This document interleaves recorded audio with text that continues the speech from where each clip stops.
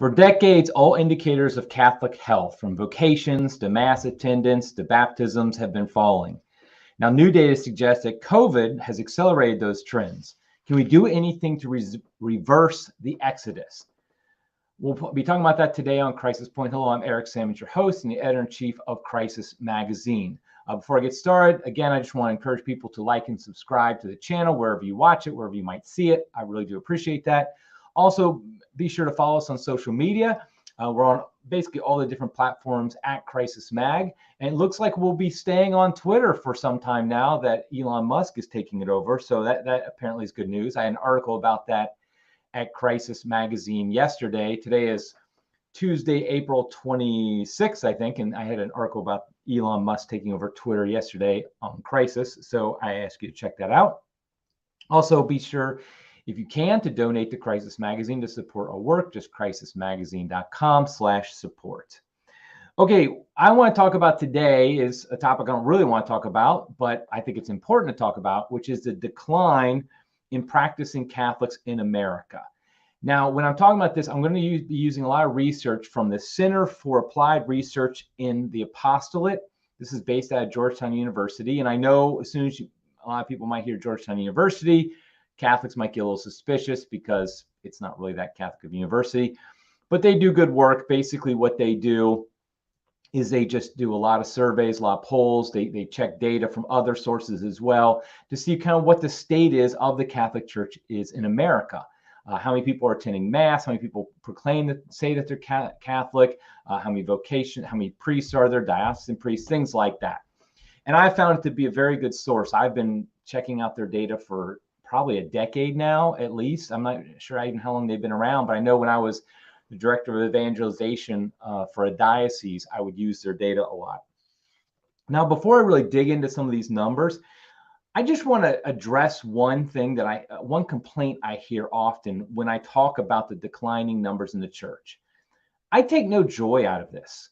I would prefer to be talking about how much the church is growing.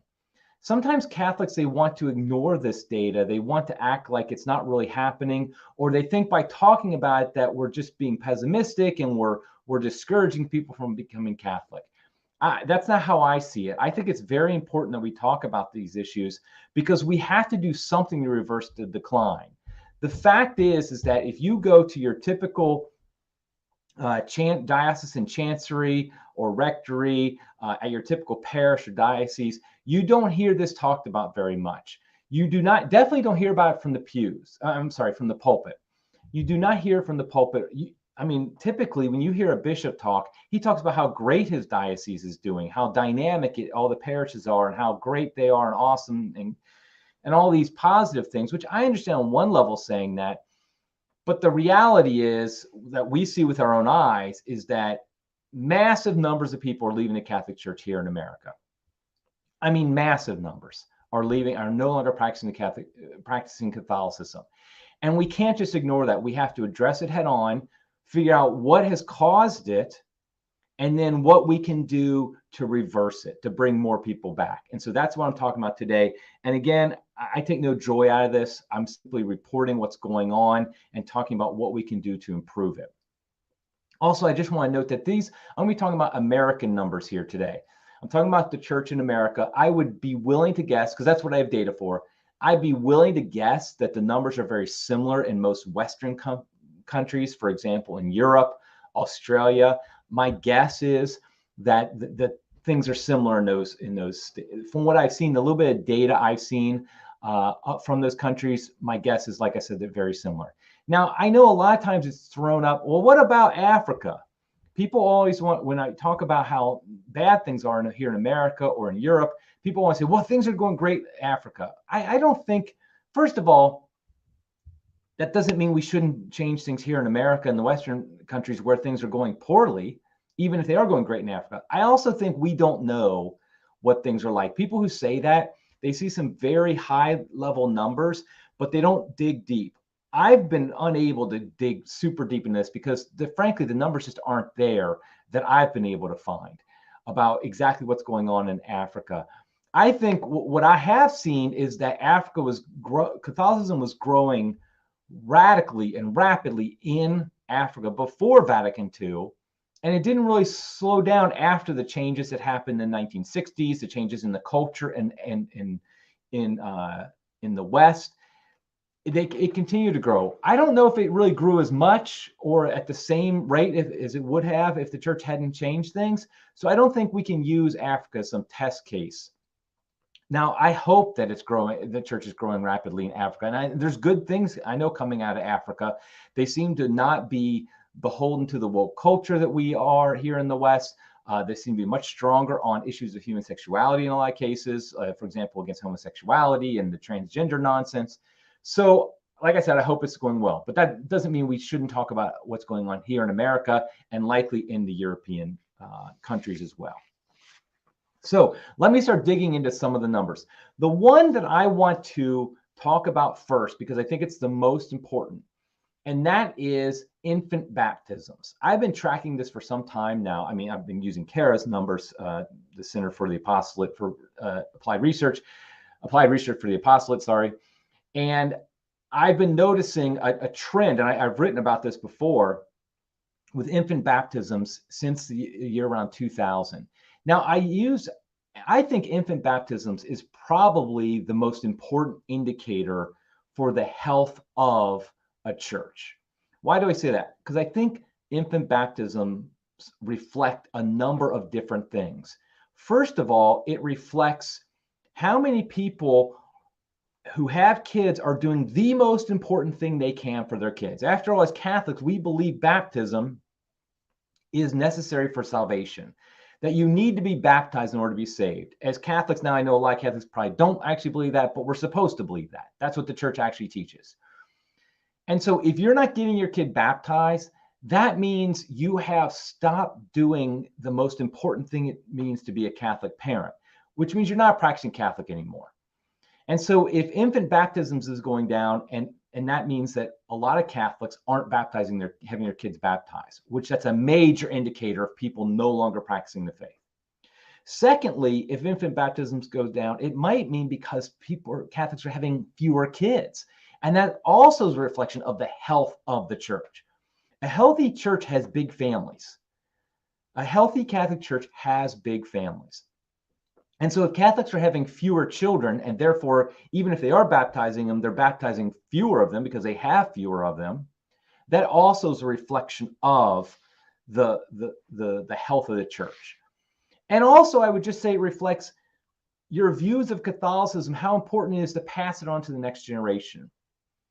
If you think Catholicism is important and it's the most important thing in your life and you practice it, you want to pass it on to the next generation. And so you're going to have your kids baptized. And so I really feel like infant baptism is very important. Well, the reality is infant baptism, let me pull up this chart here. And those who are listening, I will describe it for you. Essentially what we see is, now I'll pull up get the actual numbers here as well. Infant baptism, there was about a little bit over 1 million infants who were baptized in 1969. Now the numbers are, my dates are a little bit funny because the way CARA does it is they say number of infants baptized the previous year. So in 1970, they mark how many were baptized in 1969. In 1969, a little bit over 1 million. 1,089,000 infants were baptized in 1969.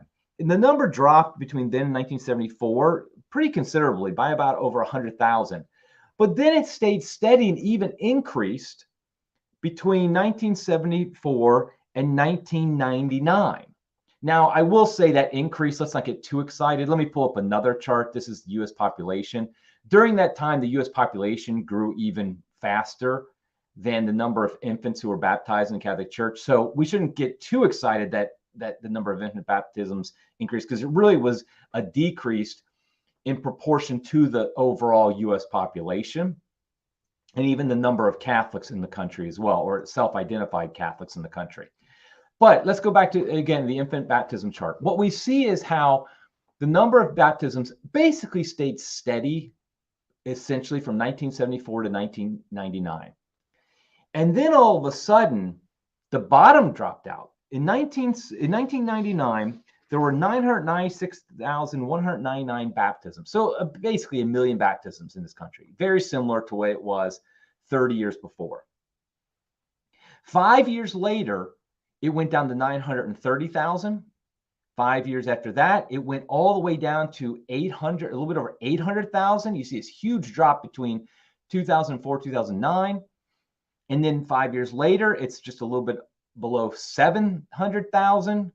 And then in 2018, it was 582,000. So right there, it's already dropped almost by half from 1969 to 2018.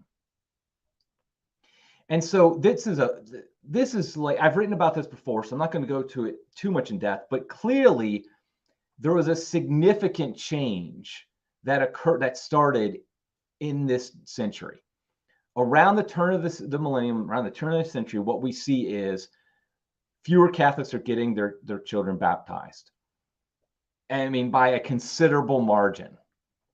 And now one thing I will note is that I've looked into a lot of the different reasons for this, and I don't think we can say exactly what the reasons are, but one thing I have noticed is that religious affiliation in this country began to really plummet around this time across the board. It's not just a Catholic thing.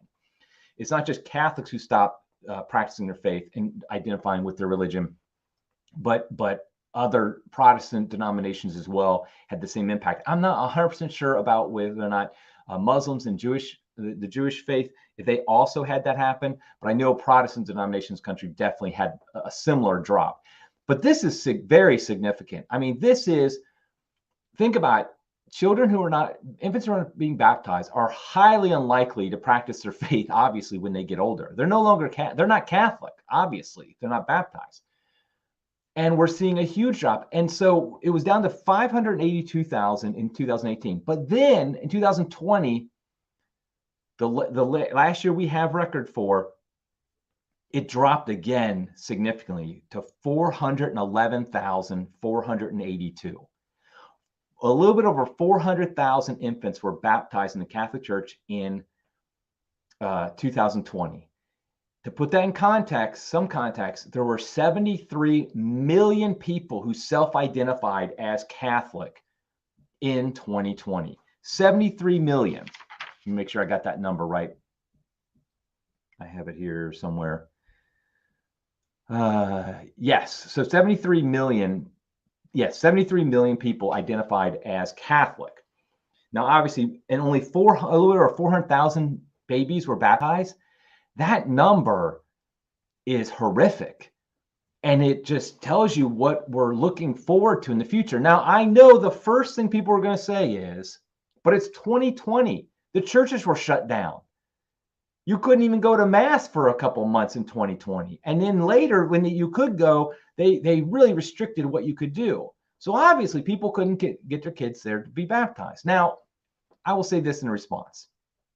There is some truth to that, but it doesn't make the situation better. Because all it does is it just shows that the blame goes all around. First of all, any parent who decide not to get their baby baptized because they were afraid maybe of catching COVID, they really have a serious problem in their faith. They need to understand the importance of the soul over the body. Secondly, any parish that wouldn't allow a parent to have their children baptized has an even bigger problem, because they clearly are not doing their job, the most important job they have, which is bringing souls to Jesus Christ. And so if they are not allowing infant baptisms, then that's a big problem too. What I saw during that time were that parishes were definitely discouraging people having baptisms. There were definitely parishes discouraging it. Now, we could wait for the numbers in 2021. I think we should. Those will be interesting. Will there be a spike? My guess is there will be a spike. It will go up from the 411, but I don't think it's going to go up radically. Like, there will be some children who were not baptized in 2020, and then they got baptized in 2021 after the COVID restrictions eased. But I would be willing to bet, based upon mostly anecdotal evidence and but also seeing the numbers. And there's another number I'm going to show you soon that's going to, I think, back up what I'm going to say. I think most of those babies who were not baptized in 2020 aren't getting baptized. They're simply not practicing the faith anymore. And so we really have a situation here where we have so few kids getting baptized. I mean, project this out. If there's only 400, a little bit over 400,000 babies who are baptized Catholic this year, project that out for 20, 30 years from now. When they're adults and they're having kids, they're obviously not going to have their kids baptized either. Obviously, let me take a real quick aside. I don't want to discount the miraculous, the fact that God can do anything and he can bring about revival, he can bring about renewal and reform in the church, and I believe that is possible. But history has shown he sometimes does not do that. He sometimes allows us to have the consequences for our own sins. And so if we see the numbers, if there's only 400,000 children who are baptized Catholic this year, when they are then 20, 30 years from now, getting married, having kids, do you really think they're going to be baptized? And so, I'm sorry, the ones who are not baptized now, they're not going to get their kids baptized. So we're having a smaller and smaller pool to deal with. Now, why is it that I think that I think there might be a little bit of a spike? I don't think a lot of these kids who are not baptized in 2020 will not ever be baptized. It's this number here. Let me show you. Let me find this. This is a chart of the number of former Catholics in the United States. It's the only chart I'm going to show, I think, that goes upwards. And so these are people who identify as former Catholics. So they were Catholic at one point in their life, and now they say they are no longer Catholic. These numbers are frightening. First of all, what we see is from 1970 to 1990, it's pretty much steady. It stays around, let me find the actual numbers here. It stays around anywhere from 2 to 4 million people identify as former Catholics. Now, remember, this number isn't like infant baptisms where it's new numbers. These would be people who say they're former Catholic, and then if they're still alive in 5 years, they're still saying it. So that steady number means it really wasn't growing very much. But then all of a sudden in the 1990s, we see that number start to spike. And this is something I've been wanting to write about. There was a big spike in people losing a religious affiliation in the 1990s across the board as well. And there's a lot of reasons to think why that happened. But we see a spike that begins in 1990. It goes from up to 10 million in 1995, a little bit over 11 million in 2000, 15.5 million in 2005, 19 million former Catholics in 2010, 23,600 in 2015, and then 29,000, just short of 30,000 in 2019. So it went from 10 million, it went from actually 4 million, a little bit over 4 million in 1990 to almost 30 million just 30 years later, less than 30 years in 2019. But then look at what happens to the chart. It goes insane. It's a hockey stick at this point. In the 2 years between 2019 and 2021, the number went from 29,400,000 to 39,600,000. That is an increase between those 2 years of 35% in 2 years. The number of people who said they're former Catholics. Let that sink in for a moment. In those 2 years from 2019 to 2021, an additional 10 million people, a 35% increase of people said they are no longer Catholic. Do you really think if they're having kids, they're getting them baptized? Of course they aren't. I mean, this is incredible how much that spiked. And I can't imagine that isn't related on some level to COVID, specifically to the church's response to COVID. What's interesting is you look at crises in the past and it usually increases religious devotion. For example, after 9/11, you at least briefly saw more people going to mass, but you also saw it historically with wars and things like that, but not here. With COVID, because the church decided to shut down here in this country and say, we're not open for business for the next couple of months because the government has told us we're not open for business and we're afraid. A lot of people said, well, if you're not open for business, even when you open the doors back up, I'm not coming back. And I'm not only not coming back, but I'm telling people I'm not Catholic anymore. Because remember, there's still a lot of Catholics, people who self-identify as Catholic, but actually don't practice. These are people who actually say, I'm no longer Catholic anymore. Now, we don't know where they went. It is possible that a good number went to Protestant churches. I know that over time that has happened, but that has gotten to be a smaller number. It's become more atheists and agnostics and non-religiously affiliated, the nuns, as they say, NONES, than anything else. So what we see there is a huge spike in former Catholics in the past 2 years. And that's something that, to go back to the infant baptism, makes me not optimistic that all of a sudden we're going to get bumped back up. I pray that we do. Now, if we look at some other numbers, they don't look anything better. Like I said, the only chart I'm going to show that goes up is the number of former Catholics. If we look at adult baptisms in this country, we see it's relatively steady again from 1970-ish to around the year 2000. But then starting there again, we see a drop, especially starting in 2005. We see a big drop. And then it again, a COVID drop on adult baptism. So we went from, in 1969, we had 84,000 adult baptisms in this country. So these are people, remember, who weren't Protestant. They were never baptized, and they decided to become baptized. So these are the true 100% core converts. You get these people, you get a lot of these people, you're a real healthy church, because you're a church that's attractive to people who have nothing to do with Christianity. That's pretty impressive. You get them. We have 84,000 in America in 1969. It dropped all the way down to 41,000 in 2009. And then in 2020, it was 25,000.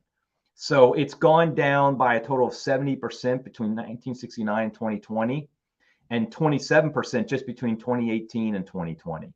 So we're seeing a huge drop there again in adult baptisms as well as infant baptisms.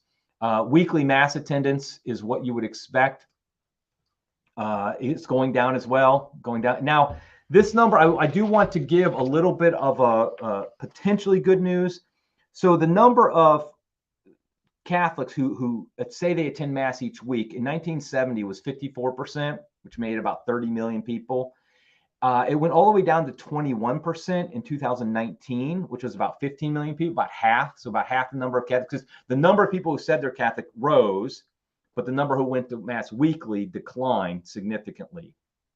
And around low 20s is where it's been percent. Around low 20% is where it's been for a number of years, weekly mass attendance. But it went all the way down to 17% in 2021. And so this is not 2020, which would be the COVID year where people couldn't go to mass. This is the year after. Now, I will say this was taken early on, and I think Kara actually said that their numbers later, let me try to find this here, did show there is a bump back up. That although it was 17%, let me see,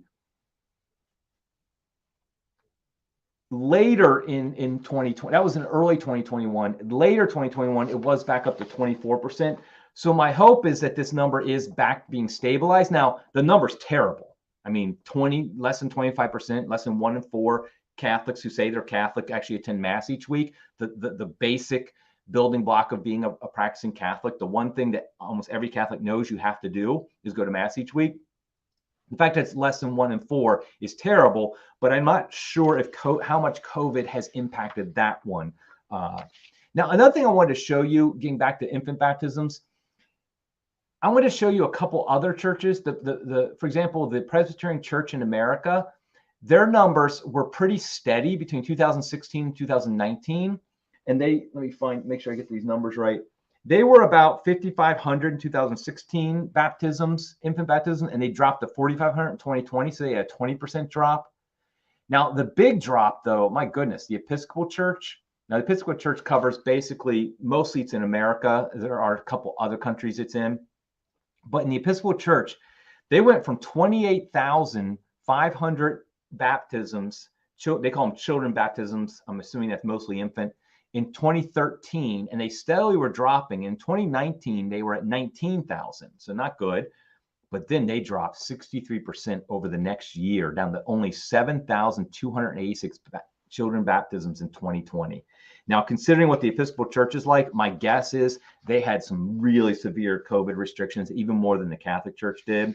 But it just kind of shows you that that the Catholic Church isn't the only one that is dealing with this right now. But that doesn't excuse us, obviously. We're the one true church. we should be better. And so what we've seen is that basically the trend that we've been seeing, particularly, okay, there's been overall downward trend in almost every number when it comes to the health of the Catholic Church since 1970. That's just undeniable here in America. Really, since about 1965, it started in the late 60s. 1970 is where really starts to pick up. We see a decline in almost every general number about practicing the faith since 1970. But the decline wasn't super steep. It was really in 2000 where the decline got really bad. And we started seeing numbers drop like crazy, like the infant baptism numbers I showed you before. And now what we're seeing is COVID is now accelerating. That acceleration that was happening in the 21st century is now getting even faster. And so this is dire news. This is not, I'm not trying to put a bummer on everybody's day or anything like that, but it's just a reality of what we're seeing, and we have to address it. Now, I think when it comes to now, let's talk a little bit about what can we do.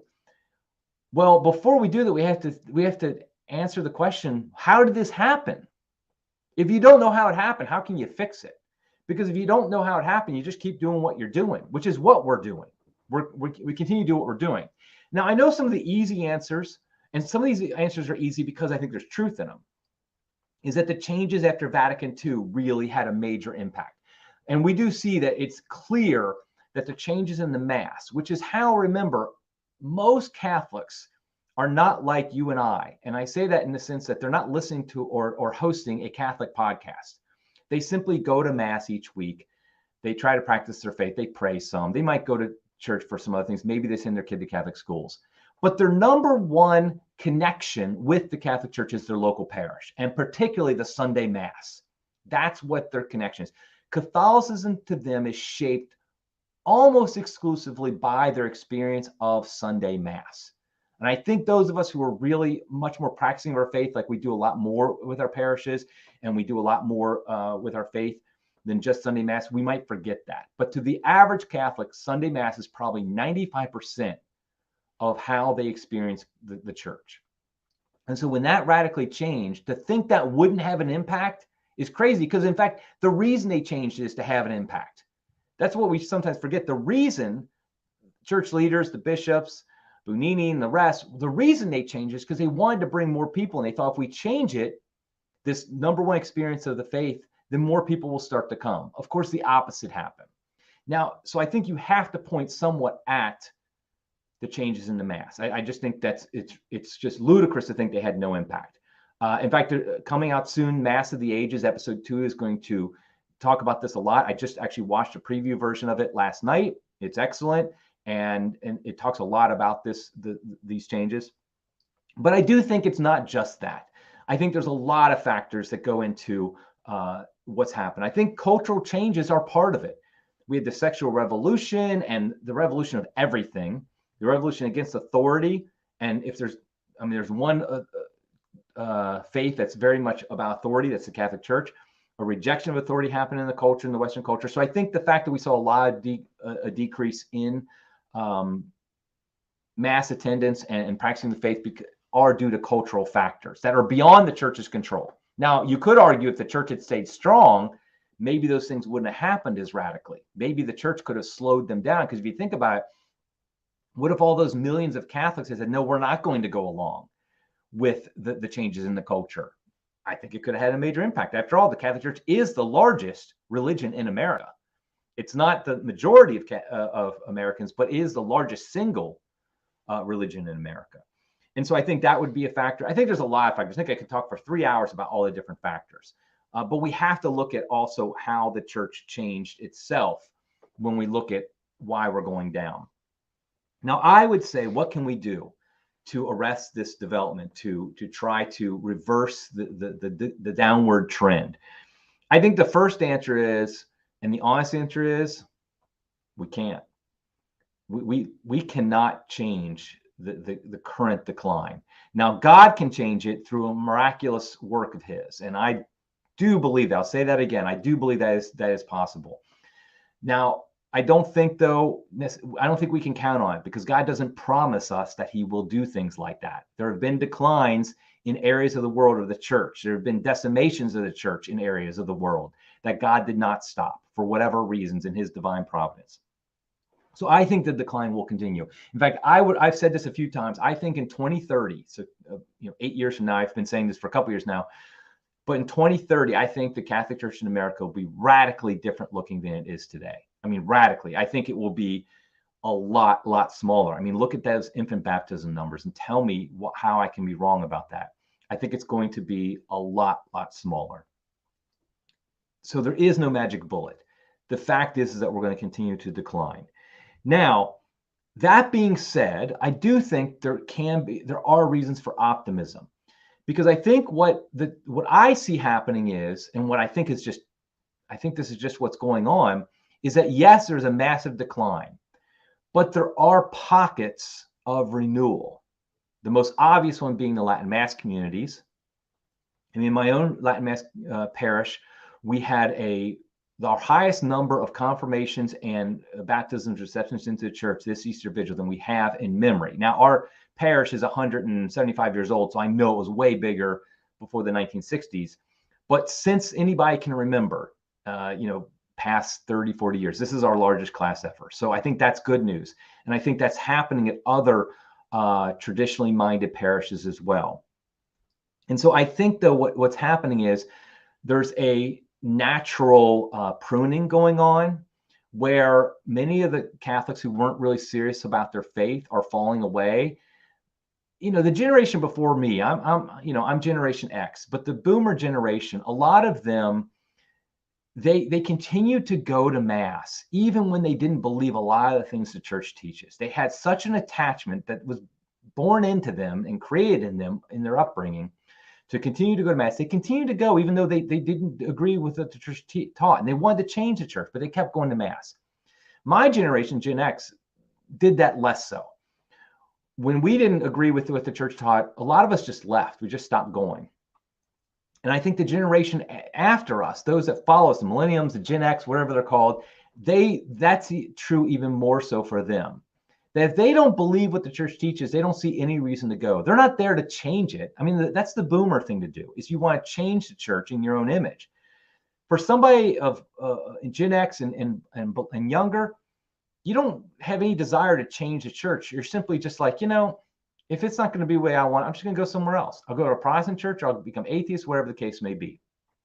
And so what remains then are those who do accept what the church teaches, who are Orthodox, who are faithful, who are trying to live out their Catholic faith. They believe what the church teaches. And so this is predominantly the traditional Catholics and the conservative Novus Ordo Catholics who are doing this. Well, what that means is that while the percentage of Catholics is going down, the number of Catholics going down, the percentage of Catholics who are practicing, who are really serious about their faith and are Orthodox about their faith, is increasing. And so the proportion is changing. The number of Boomers who are liberals and really reject a lot of church's teaching, but they're still technically practicing, meaning they still go to Mass each week. And that's really the best way we know they're practicing, is just simply if they go to Mass each week. We can't know what they think in their heads always in polls and surveys. So the number of Catholics who are practicing, who are really devoted to their faith, is increasing, the proportion of them. And I think that's very important, because this is where you're going to get more of your future priests, future sisters, future bishops. And so I think this is going to happen. Now, I know this has been being said for 30 years, because I've been saying it for 30 years, but I still think it's true. I think it's going slower than I expected, but I do think it's still true. So what's going to happen is the number of practicing Catholics is going to continue to decrease. I think it's going to be a very small number in 10 years. But those who are remaining are going to be energetic and faithful and serious about their faith and really desiring to live an authentic Catholic faith. They have no desire to be like the world. They want to be Catholic, and fully Catholic, and authentically Catholic, and traditionally Catholic. And that's the base you can build off of. That's the base that a church can grow from. The seed from which it can grow is that base of faithful Catholics. We have so many people over the past 20, 30 years who are in our churches, but they're not really believing. And all that does is bring us down. And I want them to believe, don't get me wrong, I don't want people leaving the Catholic Church. I don't want that to happen. I'm simply stating what is actually happening. And so I think that's the base we build from, is a higher proportion of those who are going to Mass each Sunday are really serious about their faith. And that's going to impact who we are. And so then practically, I think a few things are going to happen that will allow us to then grow from that smaller, much smaller base that, as we all know, Joseph Ratzinger talked about many, many years ago. He predicted this in the early 70s. And I think this is what's going to happen. But we have a base from which to build on. And here's what I would say there's 4 major things that will change, that we will do, that will allow us to then grow in the future. The first one is we're going to, again, put liturgy first.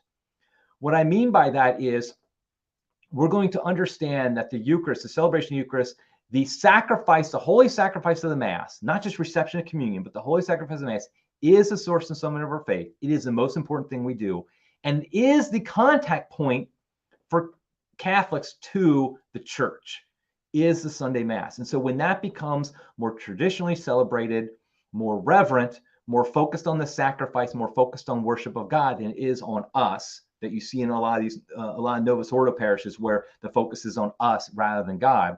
I think that's the first building block, because that is the most important thing that we do as Catholics, is the holy sacrifice of the Mass, participating in that. Excuse me. So that's the first thing.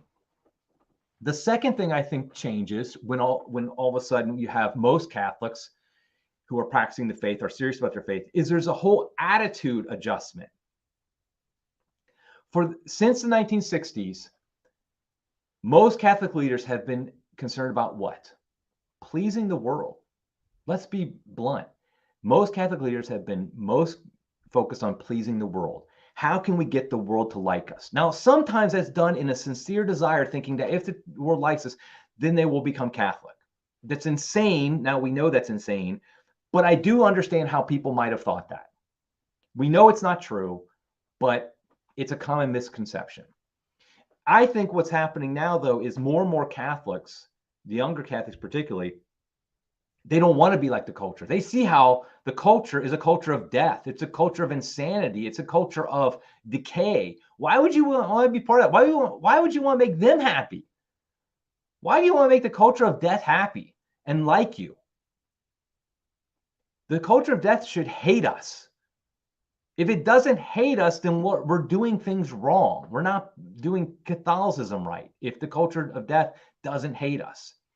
And so there will be a whole attitude adjustment that will happen among the church, where we stop being cultural, we start being countercultural. And what will happen is people outside the church who are in this culture of death and destruction, some of them will see how terrible it is. And they'll look around, that where can I find something that isn't part of this culture of death? And what will stand out? The Catholic Church.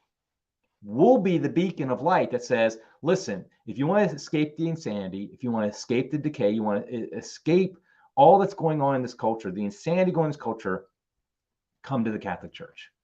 That's how that's another way we build. So we focus on the liturgy. We focus on having attitudinal change, which will just happen naturally, in my opinion. The third thing is family life.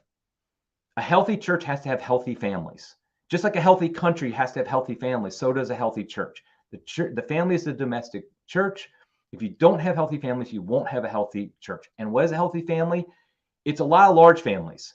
Now, before anybody gets offended and says, my wife can't have kids, we only could have 2 kids, don't quit judging us. I'm not judging you. I'm just simply saying, statistically speaking, the average number of kids Catholic families have should go up. It doesn't mean there won't be Catholics who are infertile, can't have kids, or only can have 1 or 2 kids for whatever reasons. But it means that there'll be more 4-children families, more 5-children families, more 6-children families than there are today. And those families will revolve their life around the faith. They won't revolve them around the local, the weekly soccer games, or the more than weekly soccer games, or around whatever the case may be. They'll revolve it around the faith. That's another foundation stone for the future growth of the church. Some of it just demographically. If practicing Catholics are having more kids and they're passing on the faith to their kids, then there'll be more practicing Catholics. That's just the way it works. Those infant baptisms are going down partially because Catholics aren't having kids. Like I said, there's other reasons, but that's a big reason. So if we start having more kids and passing on the faith in them, the infant baptism number obviously goes up. The final thing, the fourth thing, is I think we will become more evangelical. What I mean by that is if we have a faith that has a solid liturgy that we love and is beautiful, and we're going to love to tell other people about it. If we see that the culture around us is decaying and our culture of our church is not, that we're a beautiful culture of life within our church, we're going to want to tell our loved ones about it because we're going to want to help them escape from that culture of decay and death. And in family life also is evangelical because you have more kids. That's just more people you're evangelizing because you do evangelize your own kids. And so I think we'll become naturally more evangelical where we're naturally looking outward to say, okay, what can we do to bring people in? Because right now we're in a what was the phrase I heard recently?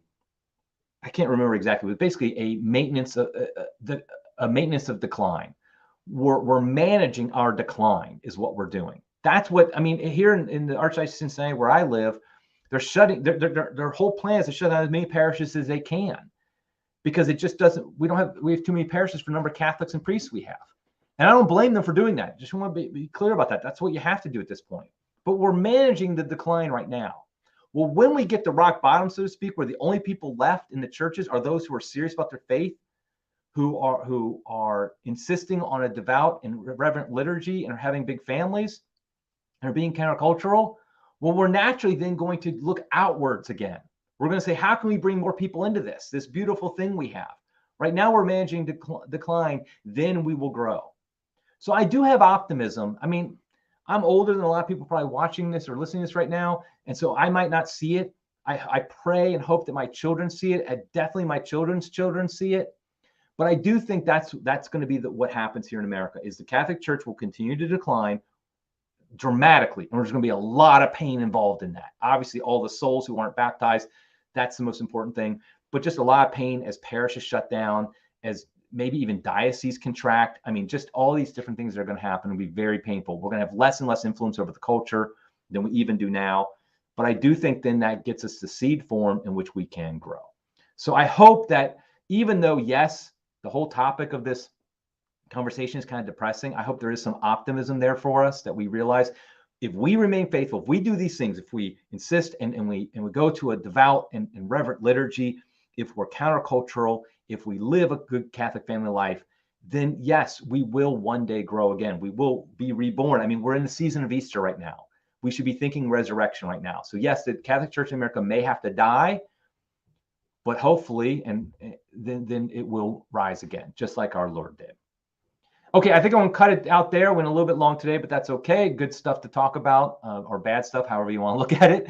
But until next time, everybody, God love you.